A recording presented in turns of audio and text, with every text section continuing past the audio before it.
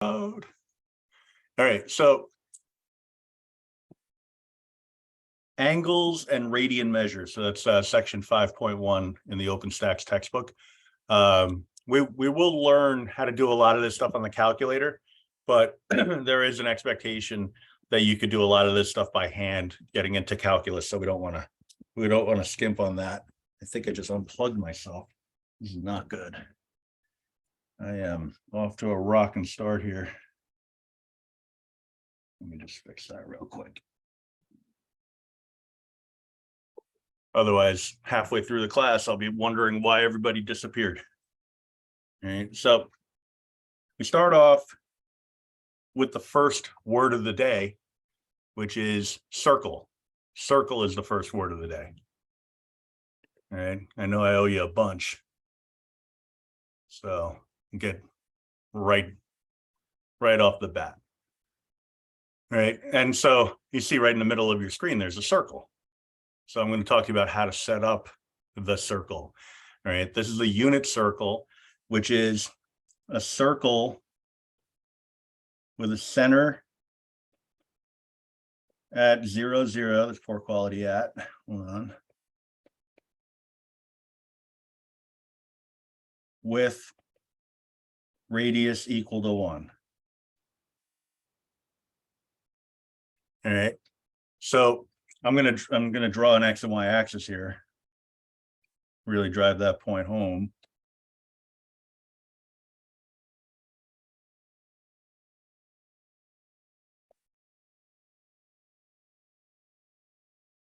All right. Now it is a unit circle, a single unit, which means that any point that falls on the circumference of the circle would have to be exactly 1 unit from the origin. All right. So this distance, I'll highlight it in red, get a thicker one. This distance, any of these distances as I go around the circle, all of these line segments have a radius of 1. All right, so I'll just put this one here. Oh no, it was going so well. All right, so we start off with what we call the quadrantal angles. I put a little note down here, quadrantal angles. These are any angle that falls on an axis.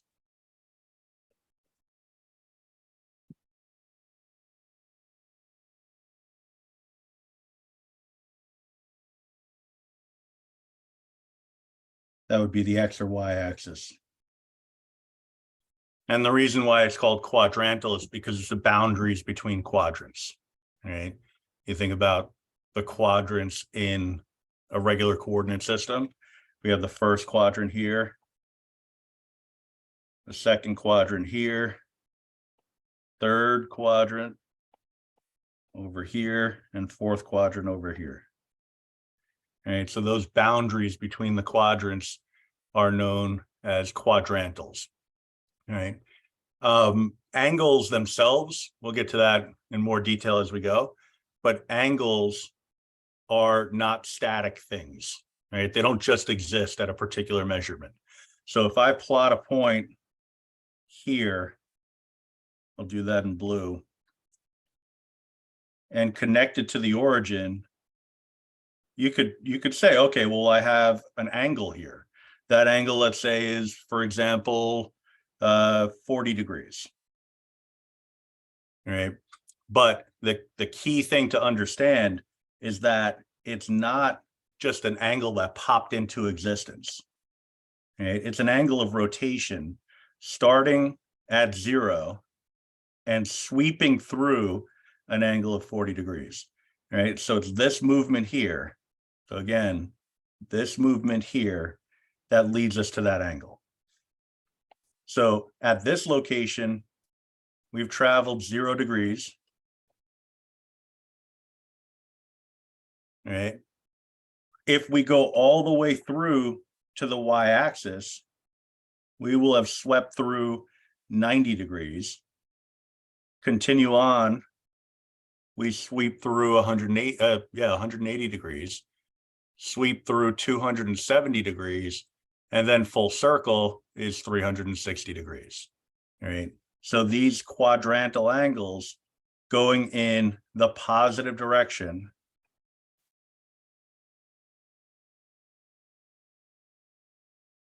would be 0, 90, 180,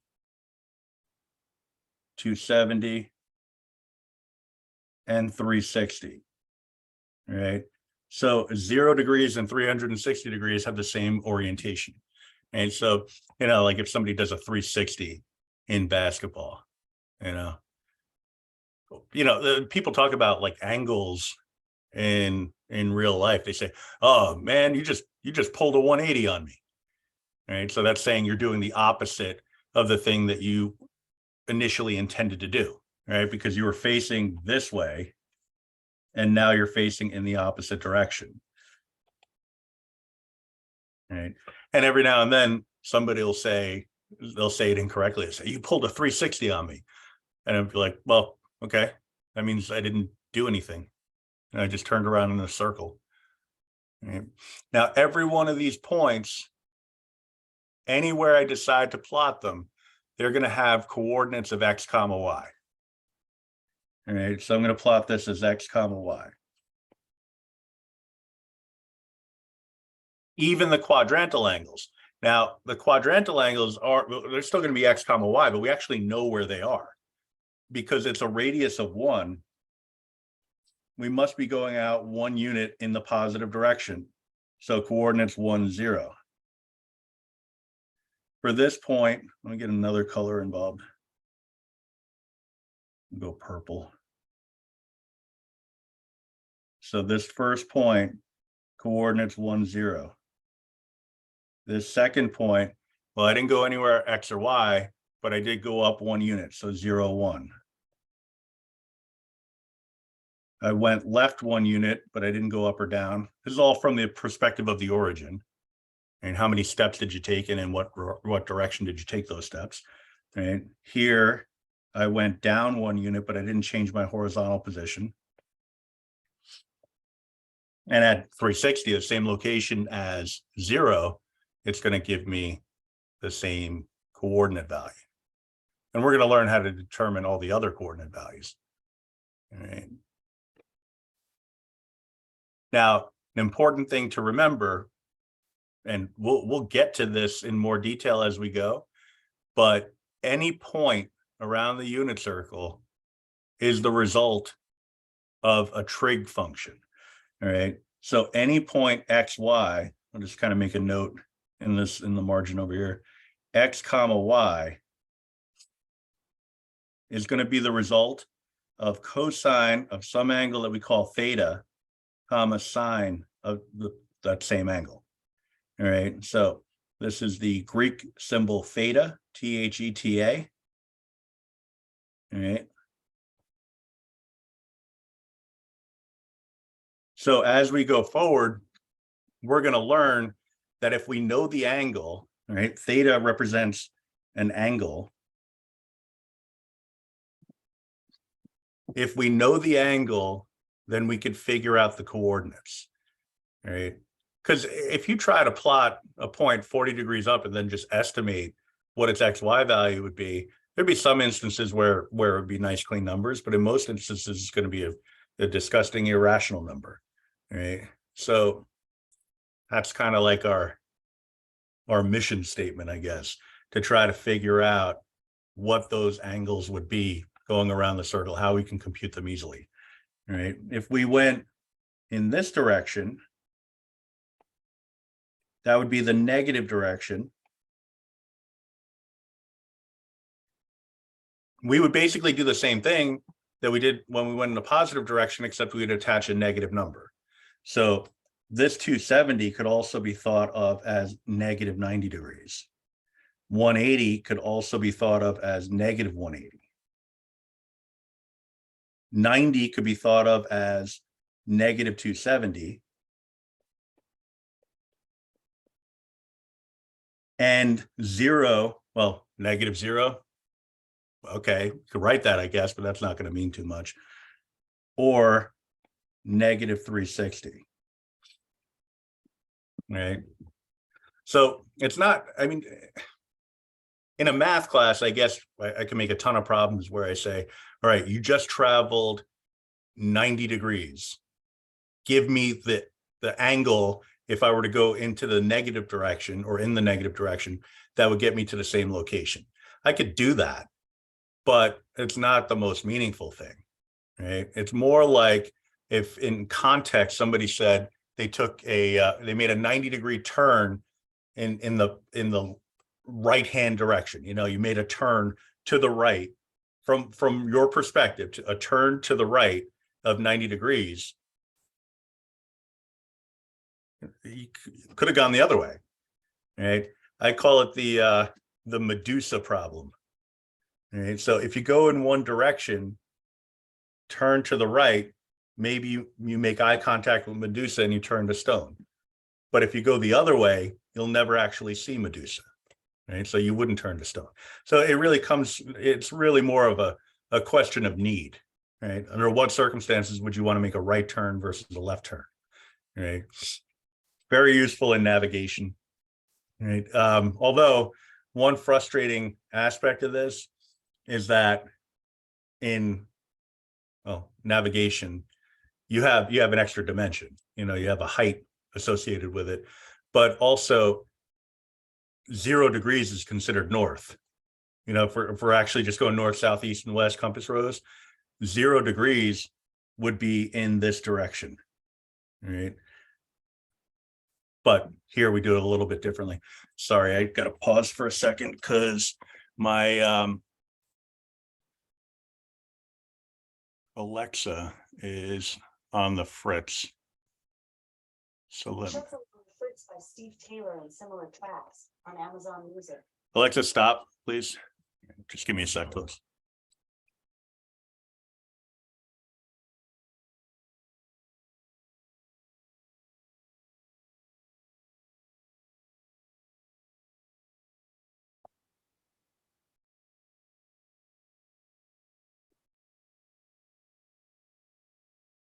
It's at this time every day that she decides to turn off the lights in my workroom, so it's not always the most convenient thing.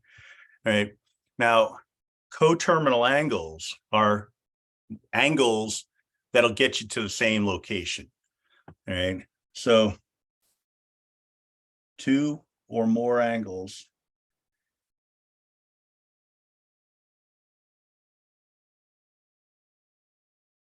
that lead to the same location.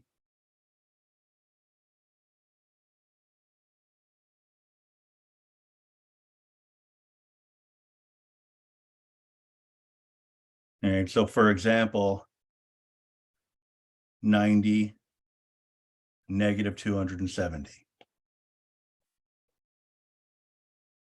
But you could also take multiple turns around the circle. So if I add 360 degrees to the 90, for example, I can get to 450 degrees. That would get me to the same location. All right, I'll just demonstrate that real quick. I'll use a nice bright green. So I start off at 0. I go 90 degrees in the positive direction.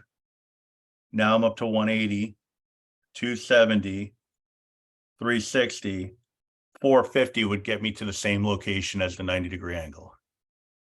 All right, so you could actually use that as the measure. It all depends on what you need it for. All right, you could probably come up with a bunch of examples of why a person might want to travel around a circle. I'll say a circle, but you know, it could be like a track, you know, like a track that you run on. Like maybe you want to do 4 laps, maybe you want to do 30 laps, who knows, right? So maybe you don't just go around once. All right, so the way we represent this, and so I'll say and so on. Ooh, I'm going to change that back.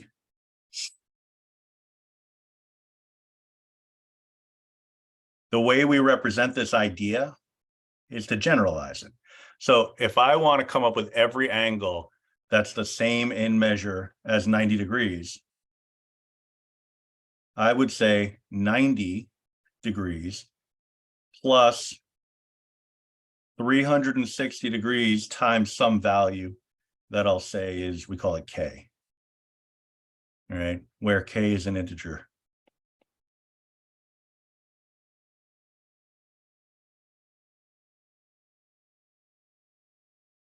All right, that'll get you, it kind of looks like a decimal point. That'll get you any coterminal angle with 90 degrees. So I'll do that on numworks real quick. Let's say I let K be, it's an integer, so I let K be equal to 0. Still at 90, no change, but it does check out. So it worked for 0. So then maybe I say K is equal to 1. That gets me to 450. That's one extra turn around the circle, right? Maybe I did a -1, -270. That's another one that we have. But we could keep going on and on and on and on and on, right? Which is really kind of, it's useful. If you want to get, it's not a complete list because there's infinitely many possibilities. But if you want to get a good sizable list of different ways of representing the same angle, you could do it in the grapher. So go to grapher, hit OK. Under expressions, all right, so just hitting OK. Clear that out. Create a new graph and just make an equation out of this, right? So I'll let X represent the K value.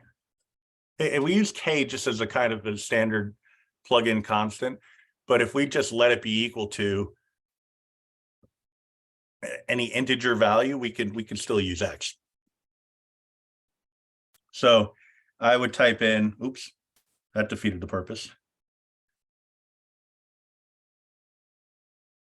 90 plus 360 times X, right? And then hit OK.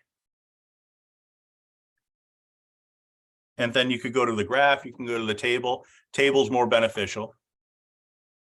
Go to the table. And now I have going from -10 to 10, every angle that's equivalent to 90 degrees. So go down the line. Eventually you get to some recognizable values like -270, 90, 450, 1170, and so on. All right. So it's a little trickier to do something like that when a question is like, which of the following is coterminal to 90 degrees? And I give you like 1,890. You're like, well, I'm not going to easily get that from a list. So you'd have to solve the equation. But I'll talk to you more about that in a little bit. So the examples here, find an angle that is coterminal with each, right? I made the notation. It's often helpful to draw a diagram. Some people don't find it helpful at all, right? But it can be, right? Especially when it's not one of those quadrantal angles like you see here. So we have 100 degrees. So if we're traveling around a circle, so I'll do like a little mini circle here.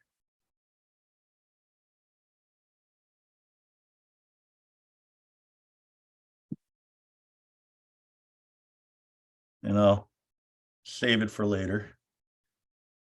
Let me clean this up a little bit.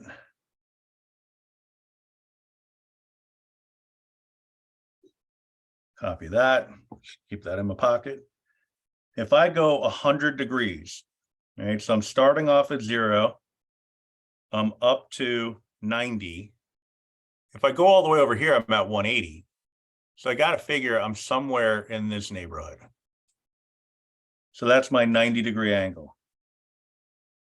All right, we swept through 90, sorry, not 90, 100-degree angle. All right, what I'm just looking for is another way in which I could have got there.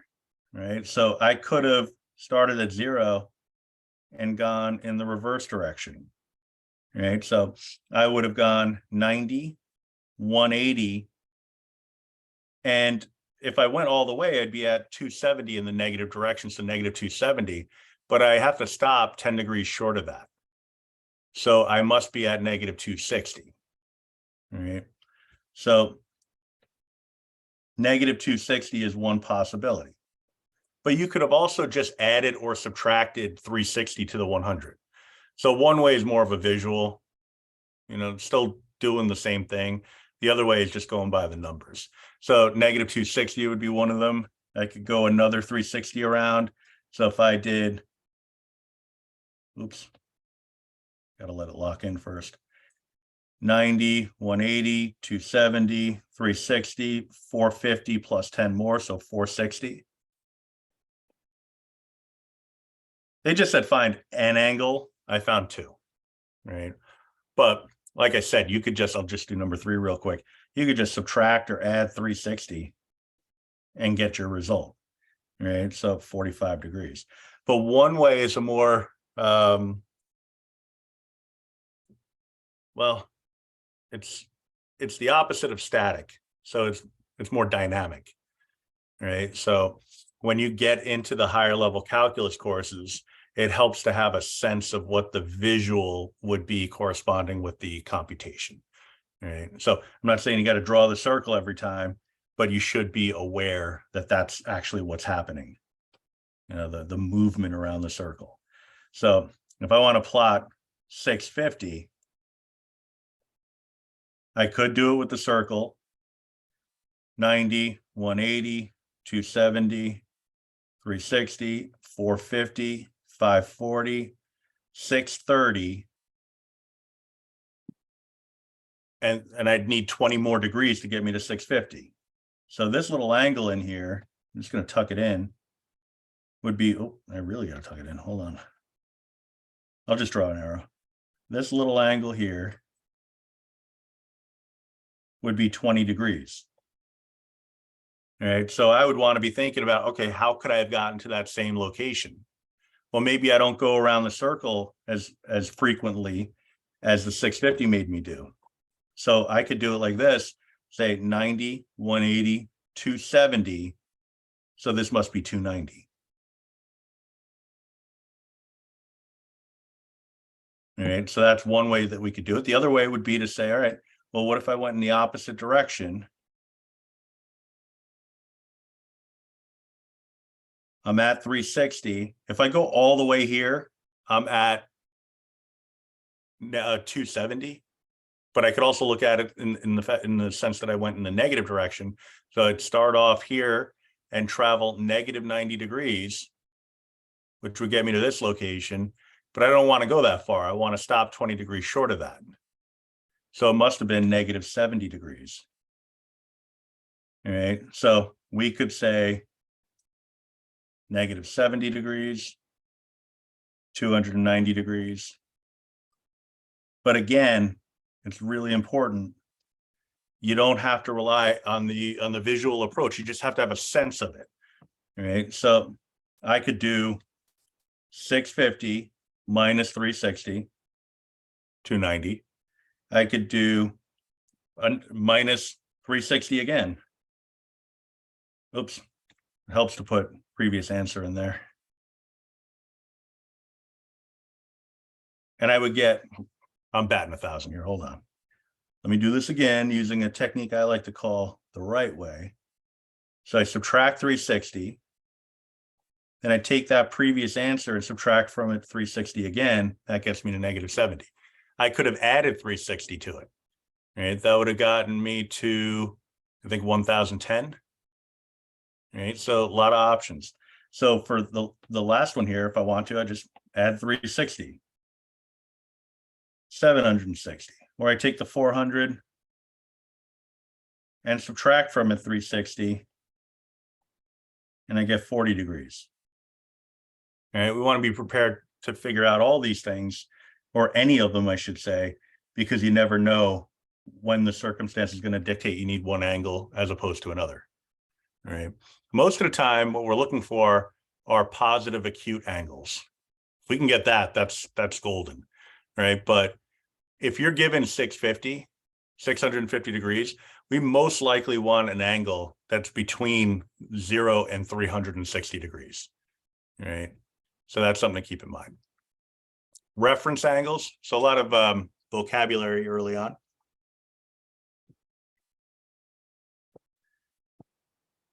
So reference angles. Angles that represent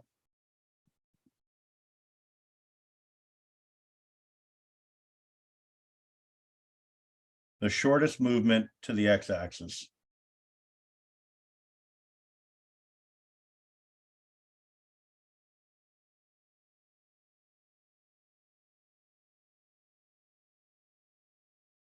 All right. So give you a couple of quick examples. I mean, I have some printed out here, but I'm going to do one just off the bat because, you know, some of these they're not in the 0 to 360. So we'll start off with something that's in the first quadrant. Oh, you know what? I think I still have it. Yep. Start off in the first quadrant, and let's say I want to go out 40 degrees. So I'm starting at 0, and I'm moving, well, this will get me to 90. Halfway would be 45, so I want to go a little bit short of that. So the reference angle here would be whatever this angle is. All right. I said 40, so it would be 40. All right. If I had, I'm going to steal my own thunder for one of the examples below, but if I have 100-degree angle, so about right here, this is 100 degrees. I want to get back to the x-axis. Right? It doesn't matter which part of the x-axis. I can go back the way I came. That would be 100 degrees. Or I could find the supplement, this angle here, which would be 80 degrees. I want the one that's shorter, right? The smaller angular movement, right? So in this case, 80 would be the reference angle. This case, 40 is the reference angle.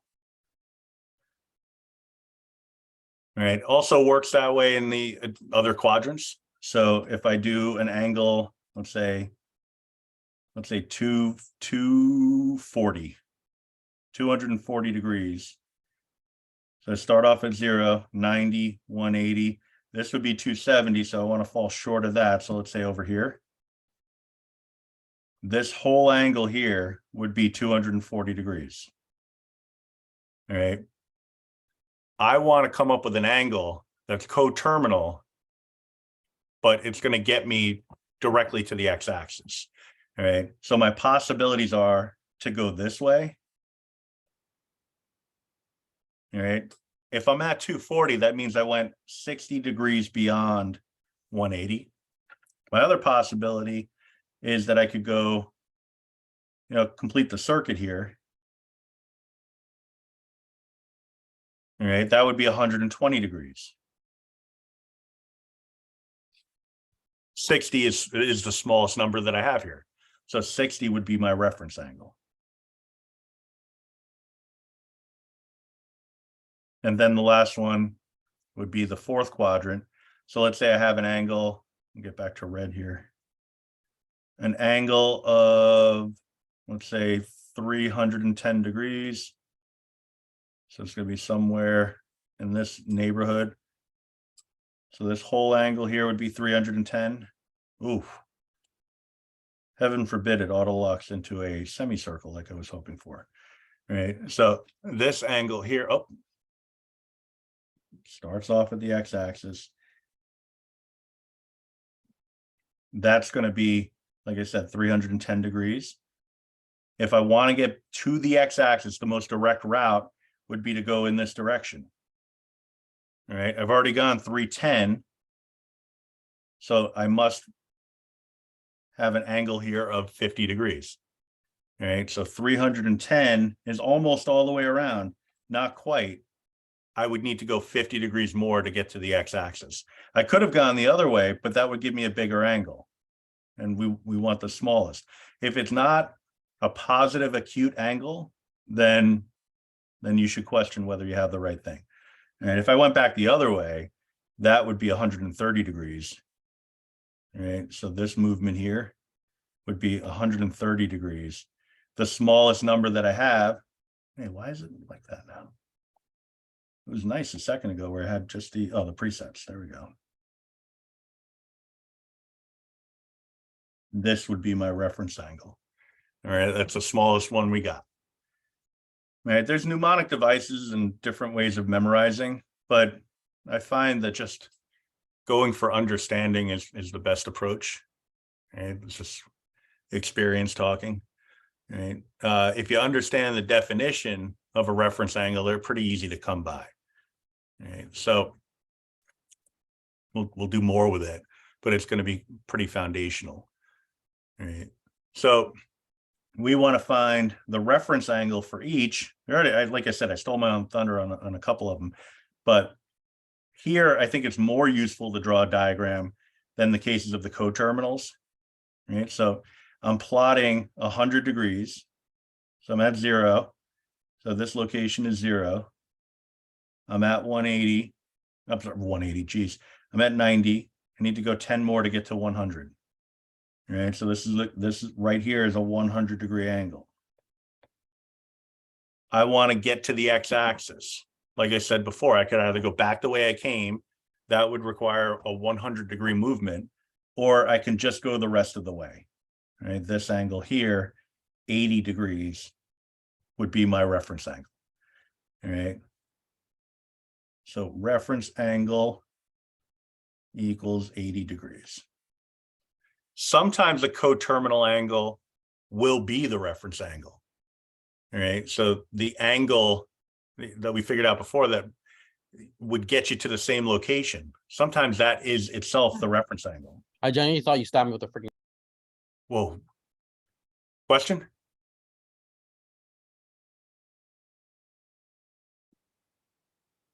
Yes, Professor. So we always have to choose the number, like the lower number. Yeah, exactly. All right, so for 405, so I'll do the one right below it. For 405 degrees, remember, that was the one where we went more than one turn around the circle. So we'd have 0 to 90 to 180 to 270, 360. If I go another quarter turn, that gets me to 450. I don't want to go that far. So I'm going to dial it back. And that would put me right here. That was a 405 degree movement. All right. But now, if I can figure out what this angle is, then I'll know my reference angle, because that's going to be the shortest way to get to the x-axis. Right. So when I got here, I was at 360 degrees. Right. Getting to this location. I needed to get to 405, which means I had to travel another 45 degrees. So that's my reference angle.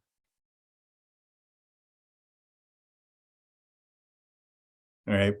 If an angle, and I'll talk to you about shortcuts in a second.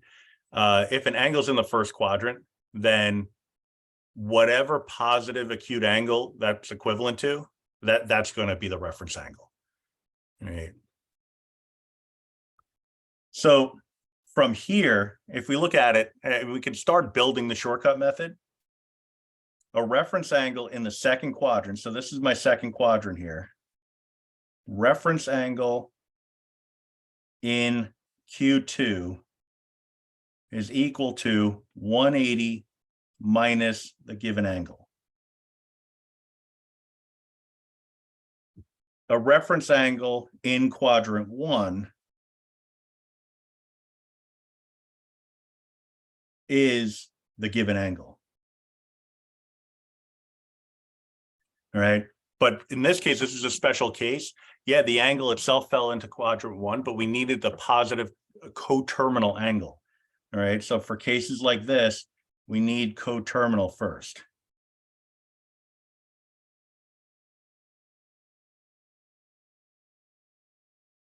All right. So once you figure out that 405 is equivalent to 45, then we would know that it's in the first quadrant, we would know that that had to be the reference angle.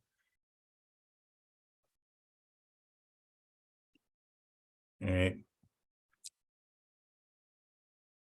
For the 650, I mean, these are the same problems we worked with before, right? So 650, we can kind of cheat a little bit. Oh, why did that do that? That's crazy. Stay.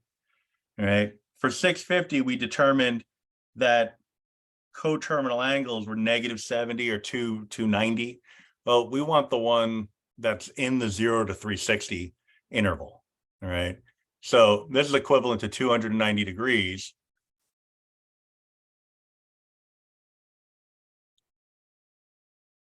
Which we plotted over here.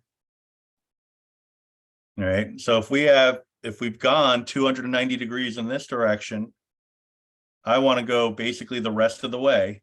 So I want this angle. It must be a reference angle of 70 degrees. All right.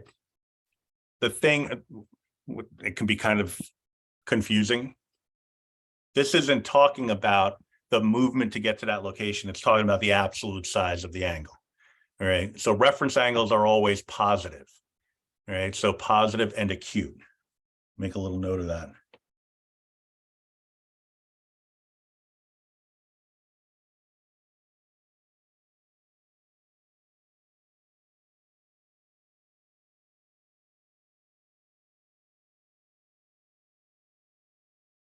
And in case you forgot, acute means less than 90 degrees. Or it really specifically means between 0 and 90 degrees. So 0 is less than the angle theta, which is less than 90 degrees. All right. To be acute, you have to be greater than 0, but the limit is when you get to a right angle. All right. So the shortcut for this would be if you're in quadrant 3, right? So reference angle, I'm just remembering how I wrote it. Reference angle in quadrant 3. I'm sorry, quadrant 4. I actually have to make up an example where we do quadrant 3. So we'll do that in a minute. Is equal to 360 degrees minus the given angle.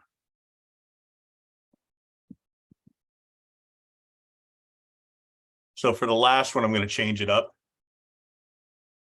Instead of the 400, I'll make that really doesn't matter. I used 240 before, so I'll say 240. Right, so draw out the circle. If I travel around the circle, starting at 0, going to 90, 180, I'd need to go 60 more to get to 240 degrees. All right. The reference angle, again, is shortest distance back to the x-axis, angular distance movement. So that would have to be 60 degrees. All right. So the reference angle, so this is Q3. This was Q4. Reference angle in Q3 is going to be equal to whatever the given angle is minus 180 degrees.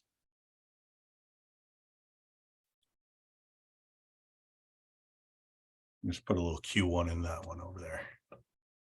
All right. So the reference angles are always positive acute. You have little shortcuts here. I mean, as shortcuts go, they don't really save you too much time because you're like, well, now I got to remember 4 different rules. That's why I always lead off with the visual, right? Because a certain percentage of every class I teach related to this, the students understand it perfectly fine with the visual approach. They're like, oh, okay, I'll just do it that way. But then there's I would say the majority of individuals who say, okay, I'm sure I'll get there, but in the meantime, is there some rule I could just follow? It's kind of like how we talked about asymptotes, horizontal asymptotes in the first unit, right? There's the intuitive way of doing it, but in a pinch, it's nice to have a rule. Like just do this, all right?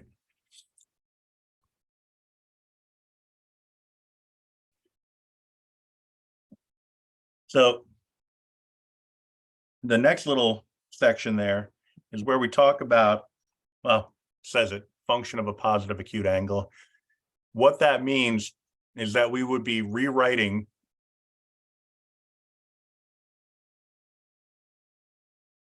trig functions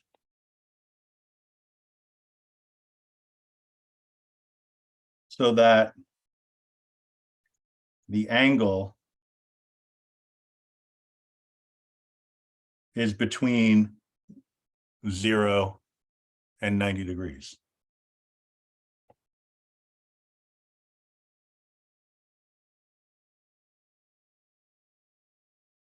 All right. But sometimes changing the angle changes the sign of the trig function. All right. So I'm going to talk about something some of you have probably seen before, ASTC.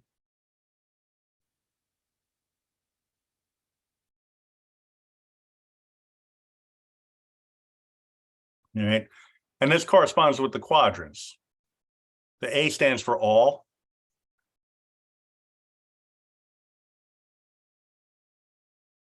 And I'm not right today. The S stands for sine.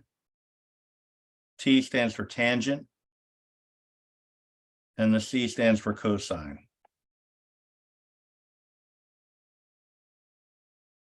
All right. Now, it's a question of all of what?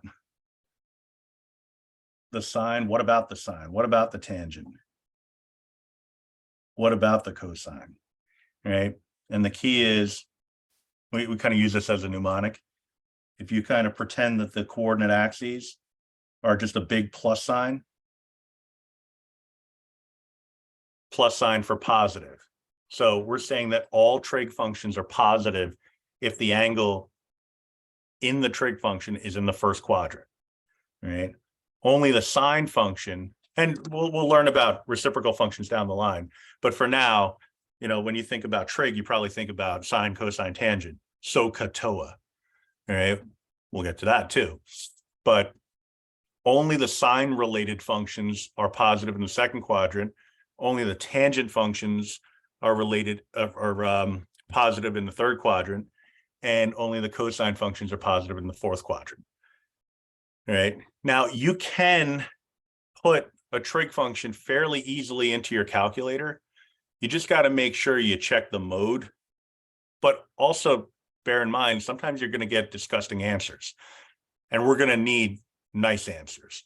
All right. So for any problem that involves degrees, we use degree mode. So in NumWorks, you go into home, all the way down to settings. So home settings.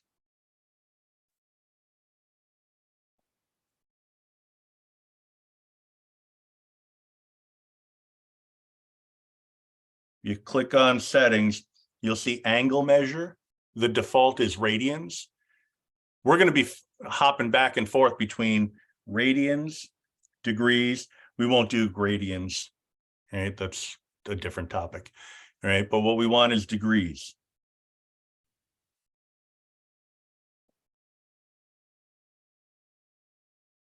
Let me do this below.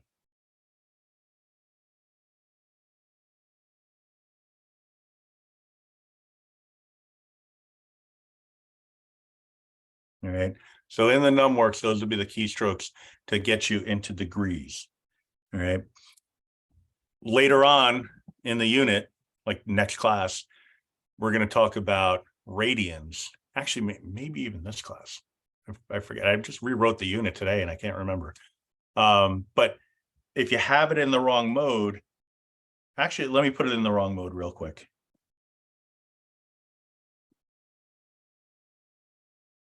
And let's say I need to find the tangent of 225. It's going to give me an answer. Now let me show you what that answer would look like if it was in the right mode, the correct mode, I should say.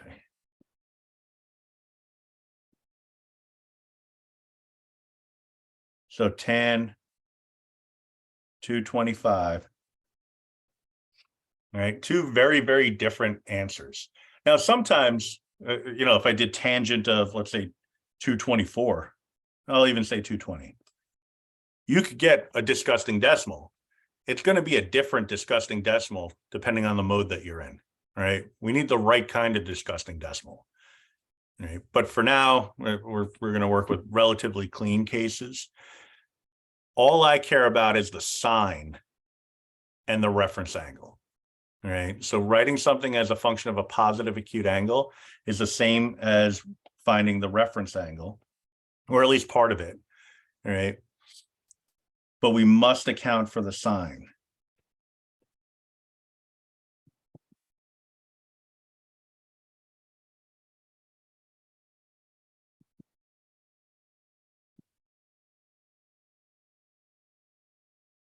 All right.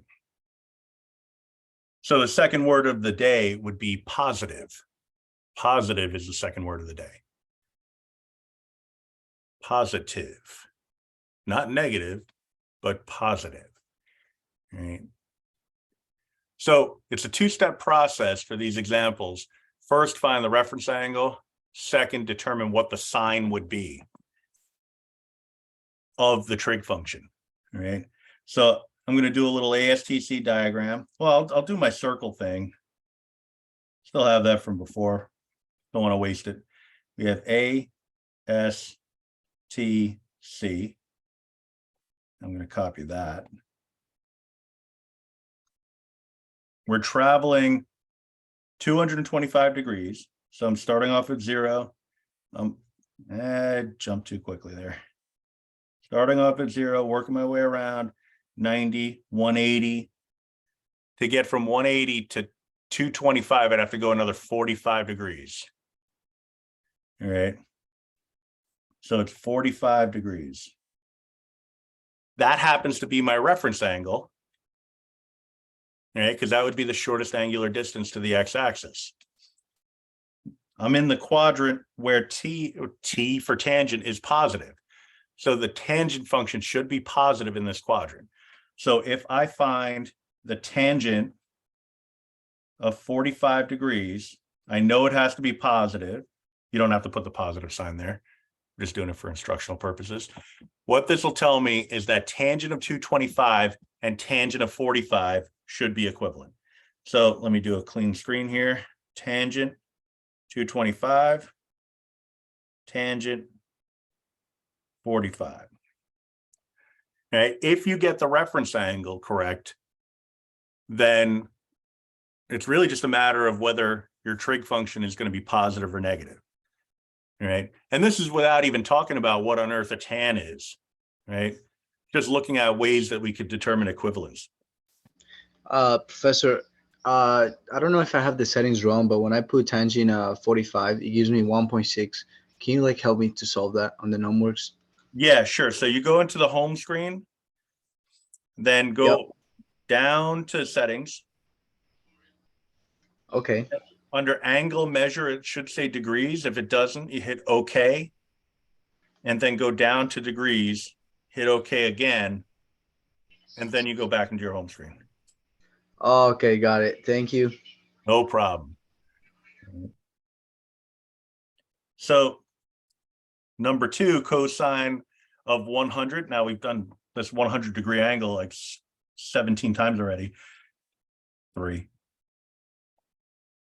But now we're, like I said before, we're taking baby steps, right? We're just kind of building. So, well, what is this? This is kind of cool. It's not what I intended.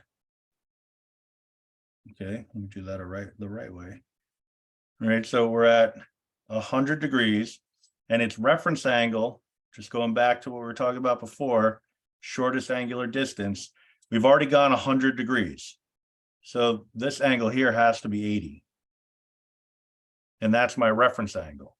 All right, so I'm going to say is equal to cosine of 80, but I need to account for the sign. All right, is it positive or negative?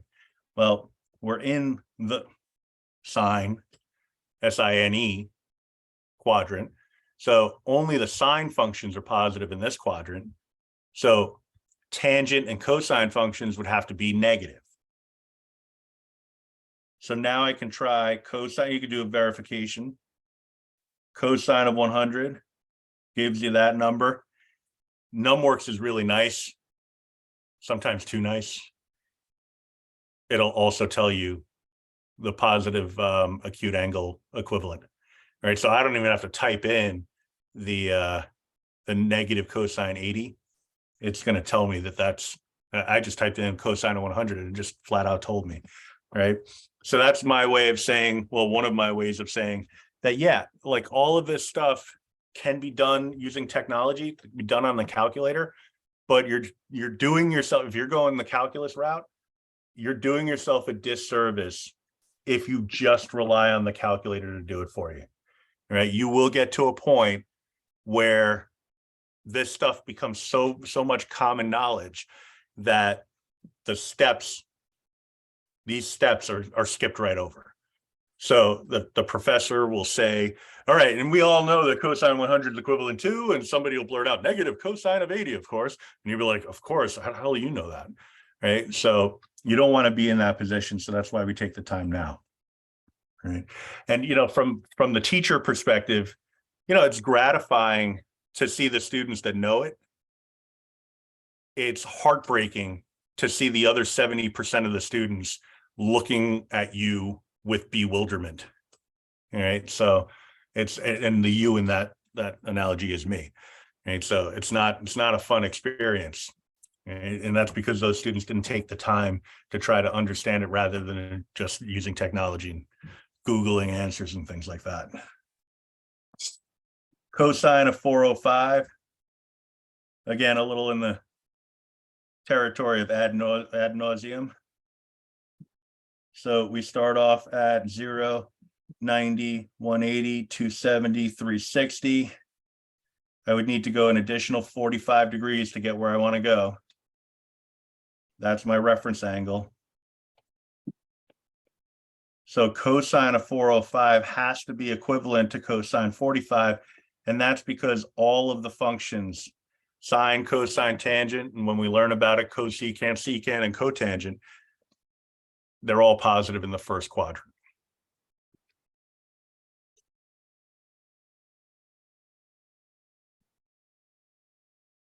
So then numbers 4, 5, and 6, they're kind of in the same vein where it's like, all right, let me figure out the reference angle.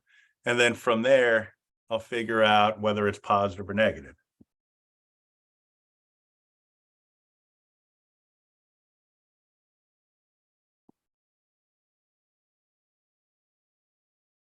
All right.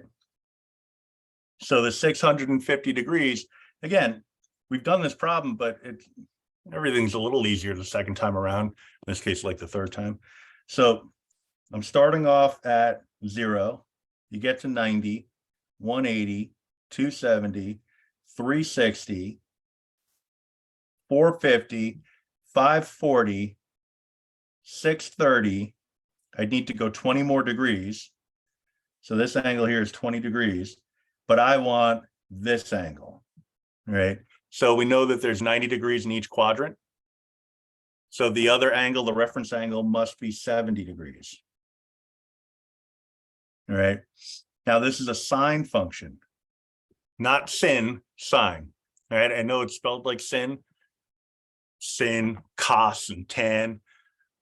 It'll serve you well to say it the right way, because if you say it the right way, you'll think it the right way. And when it comes time to do it on a test, you'll do it the right way. All right. So this is going to be equivalent to some form of sine of 70 degrees. Right. Because again, that's what the reference angle is. Haven't used a highlighter in a while. Now it's just a question of positive or negative. Well, we're in the fourth quadrant where only the cosine related functions are positive. So everything else must be negative. All right, let's see if NumWorks is going to do the work for me here. Totally did. So it's nice. You can challenge yourself and get immediate feedback. All right. Negative 120 degrees. So we're going 120 degrees, but in the negative direction. So 90, another 30 degrees or so. Well, 30 degrees definitely, but This angle could be 30. I could be way off. I'm going to call it 30.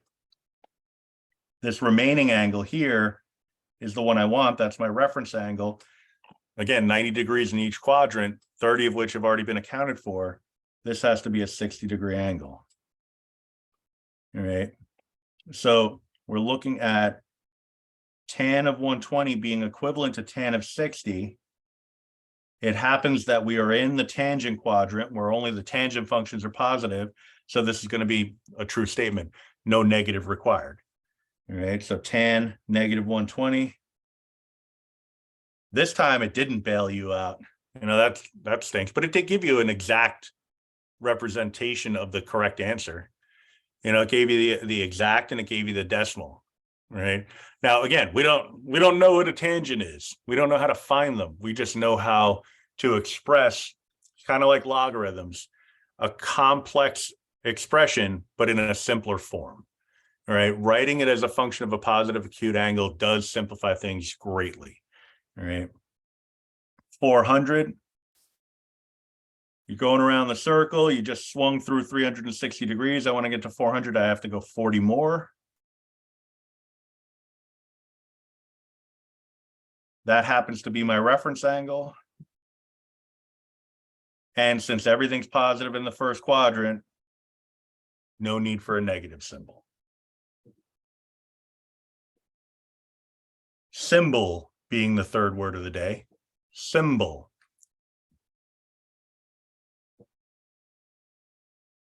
I was going to try to use it in a sentence, but I'm drawing a blank here. Like, for example, COS is the symbol for cosine. That's the best I got for now. And like the everyday ones are a little bit easier. You know, like Captain America's shield is a symbol. You know, something like that. Now radians. Radians are another way of representing angles. All right. So I would say at first glance, it'll feel like something that is intentionally overcomplicating things, but it's not. All right. Radians are really important when it comes to graphs because it's a linear measure. Even though it's being wrapped around the circumference, it's a measurement around the circumference, right? Rather than being the angular movement. It's talking about how much of the circumference of a circle has been accounted for by the angular measure. All right. So what it really is it's taking the radius and sort of wrapping it around the circle, right? It's not going to wrap around very much of the circle, maybe only a small fraction of it. But that little distance that's covered, you can see in the diagram here, that's going to be the radian measure, right? That's going to be 1 radian. And so the size of a radian will vary from circle to circle. Bigger circles, smaller circles, bigger circles have a larger radian length. Smaller circles will have smaller ones, right? But I have an applet here. I'm going to show you real quick. I just have to call it up on my screen. Get into my history here. Histoire. Recently closed. Man, I open a lot of browsers every day. All right, let me just do GeoGebra. Radian.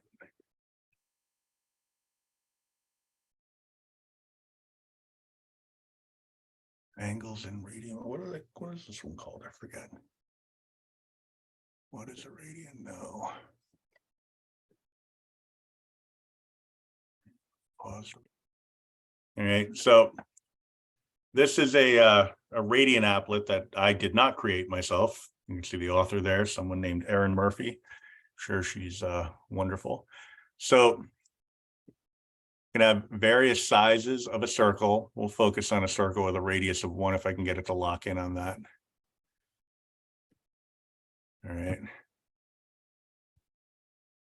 Oh boy, that's what I wanted to do.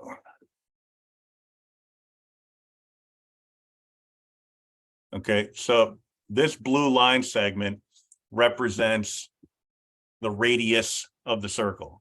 Radius as in distance from center to circumference. Now, what I want to do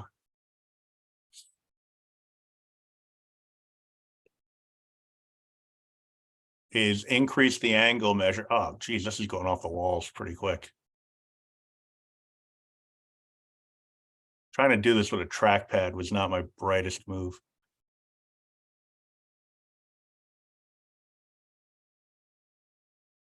All right.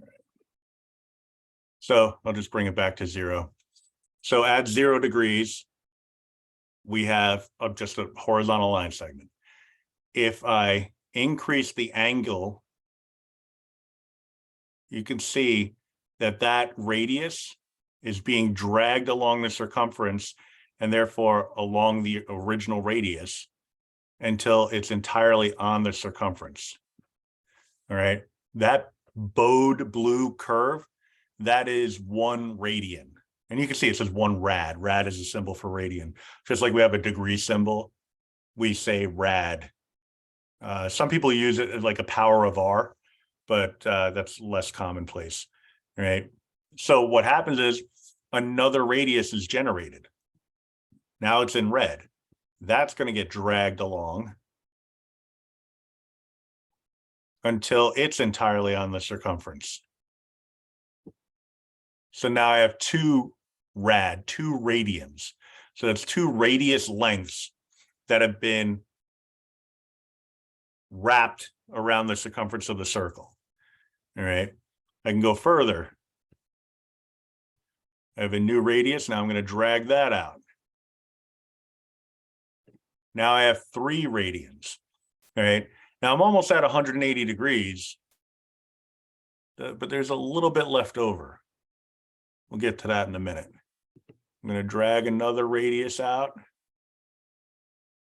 Now I'm up to 4 radians. All right. Drag a radius out. I'm up to 5 radians.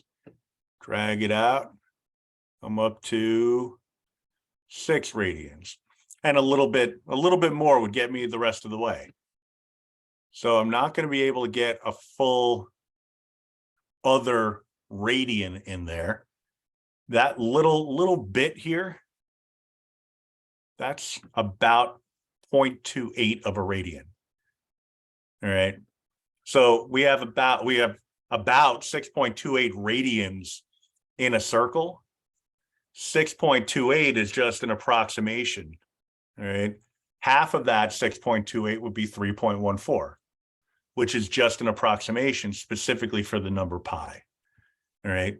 So what we get at here is that there are 2 pi radians in one rotation around a circle. So I'm going to stop this share. I'm going to pause the recording first, resume recording. So that, I think, as much as I like my little diagram and definition here, that's probably a better demonstration of what on earth a radian is. All right. So that's where we're at with that. All right. Now what we want to be able to do is convert back and forth between the degrees and the radians.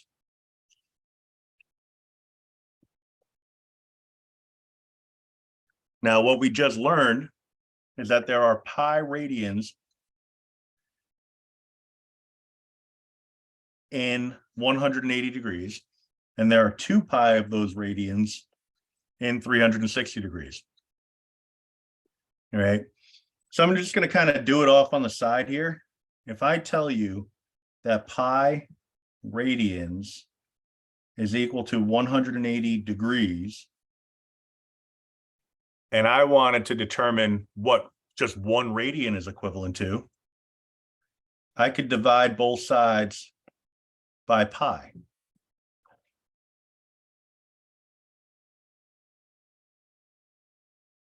All right. So when I do that, the pi's cancel to a 1. That gives me 1 radian is equivalent to 180 degrees divided by pi. Right? So it's a simple equation, but it's not necessarily the kind of equation that you would ever think to write without a little bit of guidance. But knowing that the conversion, knowing that there is pi radians in 180 degrees, that helps. Right? So then if I wanted to go the other way, pi radians is equal to 180 degrees. If I wanted to know what 1 degree is equivalent to, I could divide both sides by 180.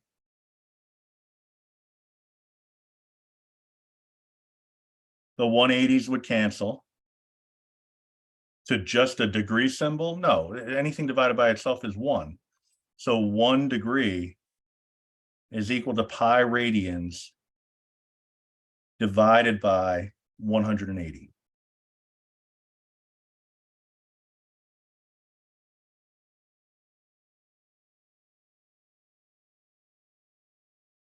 Right, so now we have a conversion factor. So 1 radian is equal to 180 over pi degrees. That accounts for the degree symbol. And 1 degree is equal to pi over 180 radians. All right. So it really is just a matter of knowing the conversion, because then I can go back and forth between radians and degrees. Right. And we don't know this yet, but that's going to be critically important. Right. And I can tell you, when I first started teaching, and in a lot of cases, it was like, oh, yeah, you want to get from radians to degrees, just multiply by 180 over pi. If you want to get from degrees to radians, multiply by pi over 180. Just memorize those steps and you're good. And then, students being students, they want to understand more than just the how, they want to know the why. So we got into a discussion of why that would be the case, why those rules existed, and this is what came of it. All right. So 720 degrees. Well, if I know that 1 degree is equal to pi radians over 180, if I want 720 degrees, it's still an equation. Any rule that we have is most likely born from an equation. Right. So some of the things that you could do with an equation would be to multiply or divide both sides by a non-zero number. Right. So that's what I'm going to do here. I'm going to multiply both sides by 720.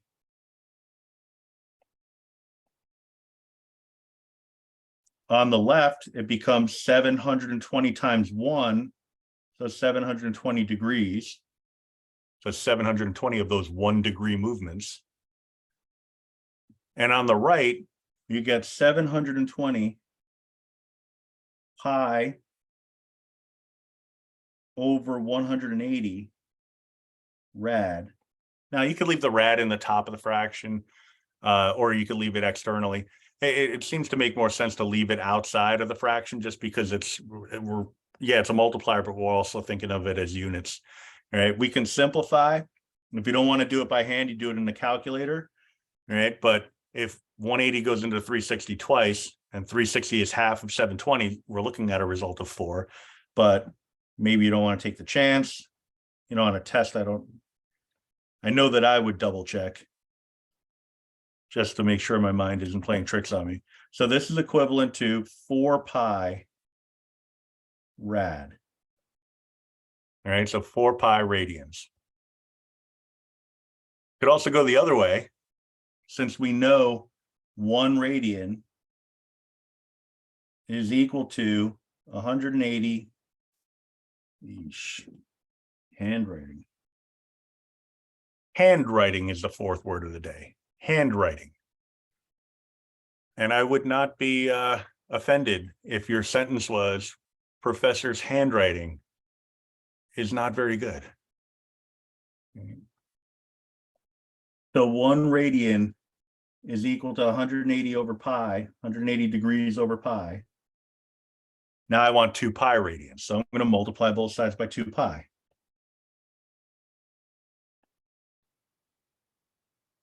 So on the left-hand side, I have 2 pi rad is equal to, and I can simplify. I could write this as 360 pi degrees over pi, but then the pi is going to cancel. All right. You don't have to show the intermediate step. I'm just showing how it all kind of works out. All right, so the pi's cancel, and you're left with just 360 degrees. Okay. So that's what I mean by, oh, if you want a shortcut, just multiply both sides by pi over 180. If you want to put it in radian mode or radian form, right? Or multiply by 180 over pi if you want to put it in degree form. So if you wanted a nice quick way of doing it, you'd say 90 times pi over 180. 90 goes into 180 twice. So pi over 2 would be the radian form. All right, so you can kind of cut out a little bit of the fluff. All right, you could also rely on prior knowledge. Like in question B on the left-hand side, we just discovered that 90 degrees and pi over 2 radians are equivalent. So I now know that this has to be 90 degrees. And there will be plenty of cases where you're like, oh, I just know it. And that's what we're hoping for. That's what we want you to get to. All right, 45 degrees. Take my 45, multiply it by pi over 180. 45 goes into 180 4 times. And we get pi over 4 rad. All right. Now, it is proportional. All right. The relationship is proportional, which is good. Because if I know that 90 degrees is pi over 2, 45 is half of 90, half of pi over 2 should be the radian equivalent of 45 degrees. All right. Just like pi radians is equivalent to 180 degrees. Well, half of 180 is 90, half of pi is pi over 2. All right. So you can start getting that proportional reasoning into play. But again, going the other way, if you want a rule, I got a rule for you. Just multiply by 180 over pi.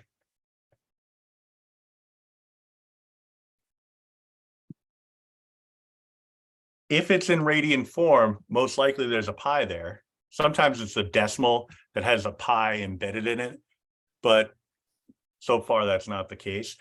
If we want to get it to degree form, we want to get rid of the pi. So you know you're going to multiply by a fraction involving 180 and pi. It's just a question of whether the 180 is on the top or the bottom. Well, which way would cancel the pi? Putting the 180 on the top and the pi on the bottom. So those cancel out evenly, and we have 180 divided by 6 is going to be equal to 30 degrees. All right. Going back to that proportional idea that I talked about before. So we now know that pi over 6 radians is the same as 30 degrees. If I want to know what 60 degrees is, I would multiply this number by 2. If you multiply one side of an equation, you got to multiply the other side. So this would become 2 pi over 6 radians. Simplify your fraction, 2 goes into 6 3 times. So pi over 3 rad. All right. So I'm showing you a variety of different approaches. Bottom line is, it all stems from that 180 degrees is equal to pi radians. Right? If you got that, then you're in good shape. Right? And so with D, the second D, we now know that 60 degrees is equal to pi over 3 radians. I would ask myself, well, how do I get from pi over 3 to 2 pi over 3? Multiply by 2. So we'll have 120 degrees is equal to 2 of those pi over 3s. So 2 pi over 3 radians. So in this case, the 120 degrees would be the result. All right, you could go back to, you could do the whole thing where you multiply by 180 over pi. You can do it where you set up an equation, whatever method you like the most or hate the least is perfectly fine. All right. Next class, we're going to talk about the unit circle specifically, right? In which case we're going to come up with, you know, we were talking about it before. We can write the word sine, we could write the word cosine, write the word tangent, or sin, cos, and tan. Don't say it like that. But how do you actually compute that? Like, what does it mean? Right? That's going to be the focus of the next class. All right. So at this point, I'm going to, if it'll let me, stop the recording.